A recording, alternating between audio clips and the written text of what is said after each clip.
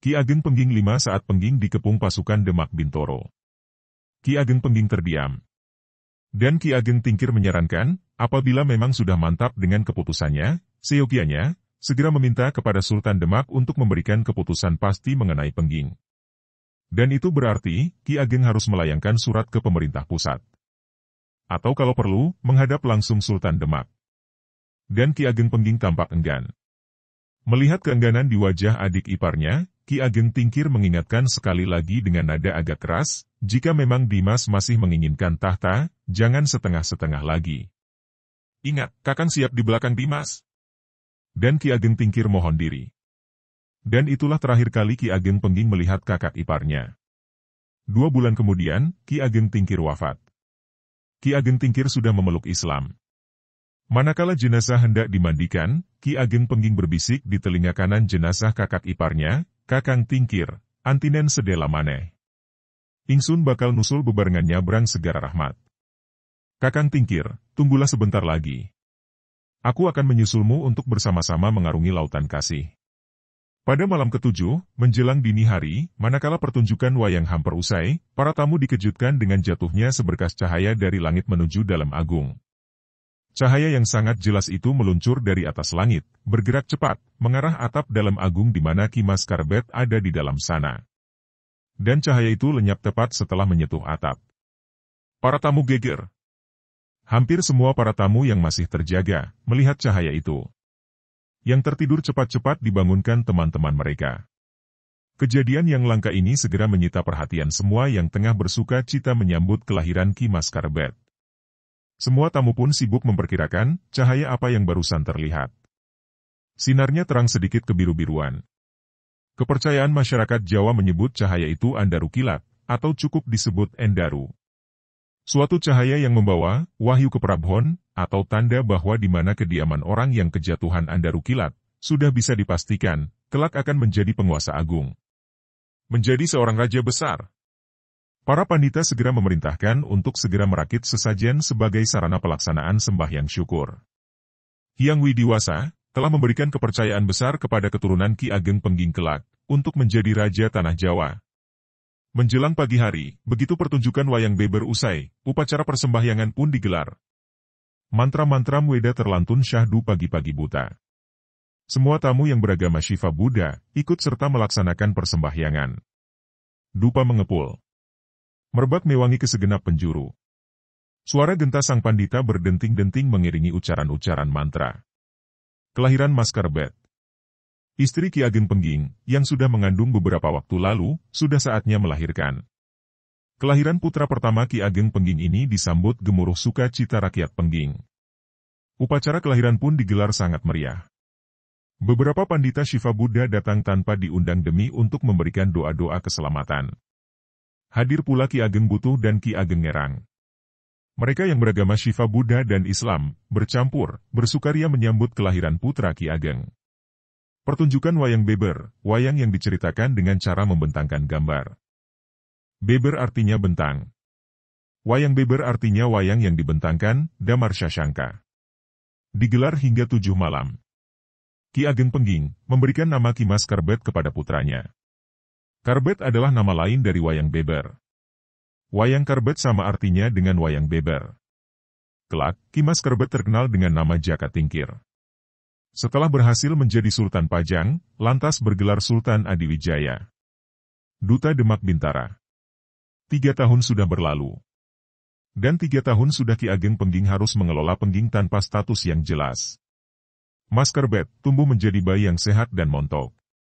Kulitnya yang putih bersih, tubuhnya yang mungil dan tawanya yang menggemaskan, sangat-sangat menghibur Ki Ageng Pengging beserta istri beliau.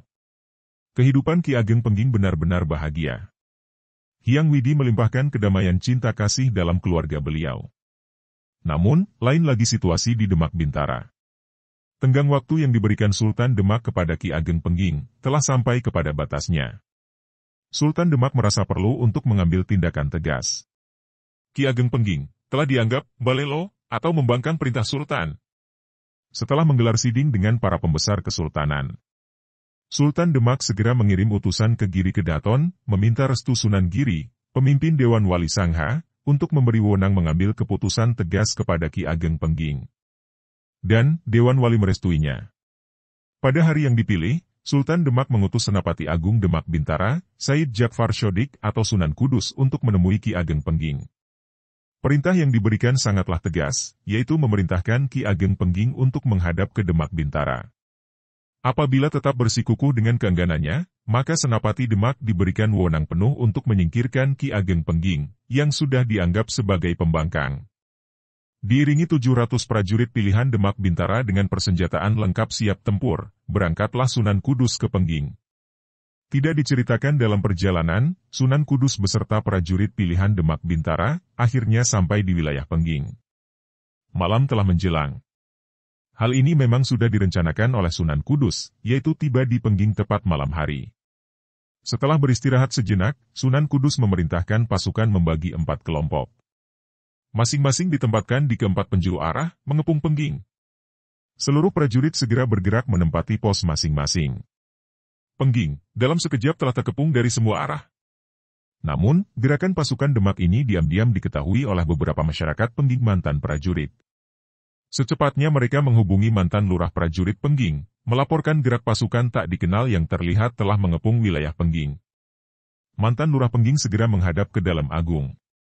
Malam itu, Ki Ageng Pengging mendapat laporan dari mantan lurah prajurit Pengging, bahwasanya, wilayah Pengging telah dikepung dari 4 penjuru oleh sepasukan tak dikenal. Dan mantan lurah prajurit memperkirakan, mereka adalah pasukan dari Demak Bintara. Mantan lurah prajurit memohon kepada Ki Ageng untuk memerintahkan sesuatu kepada mereka. Dan Ki Ageng memerintahkan agar tetap tenang. Beliau tidak mau ada pertumpahan darah. Yang diincar pasukan Demak adalah dirinya. Maka, Ki Ageng meyakinkan mereka, beliau akan menyelesaikan permasalahan ini secara damai. Namun, tidak ada salahnya para mantan prajurit Pengging disiagakan malam ini juga. Mantan lurah Pengging, mendengar jawaban Ki Ageng Pengging, segera bergegas mohon undur. Dengan menggunakan sandi suara burung malam tiruan, suara sandi prajurit Pengging dulu, mantan lurah Pengging, memerintahkan beberapa orang yang kebetulan bersamanya untuk memberi peringatan tanda bahaya kepada segenap mantan prajurit yang kini tengah tertidur lelap di kediaman masing-masing. Dari rumah ke rumah, begitu mendengar bunyi sandi suara burung malam tiruan, para bekas prajurit Pengging terjaga. Kalaupun ada EG tidak terjaga saking lelapnya tertidur, istri maupun keluarga yang lain segera membangunkan mereka. Para mantan prajurit ini sudah terbiasa mendengar isyarat suara burung malam tiruan tersebut. Yaitu suara yang dibuat oleh beberapa prajurit untuk memperingatkan agar seluruh prajurit waspada dan siaga.